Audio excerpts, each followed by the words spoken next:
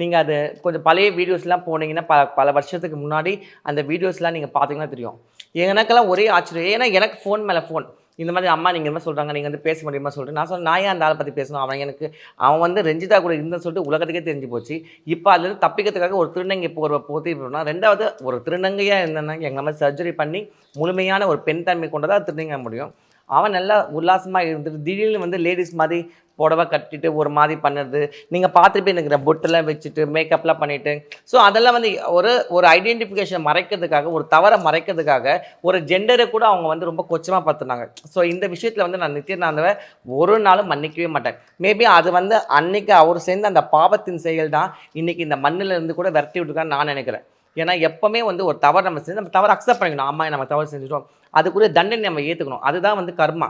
அதை நம்ம விட்டு விலக அதோட சாபங்கள் நம்ம தொடர்தான் செய்யும், அதோட பாவங்கள் நம்ம தொடர்தான் செய்யும். கண்டிப்பாக அவர்லாம் ஜீவா சமாதி எப்படி அடைய முடியும்? அவர் தான் கோபியர்கள் மாதிரி சுற்றி வாழ்ந்துருக்கிறாரு.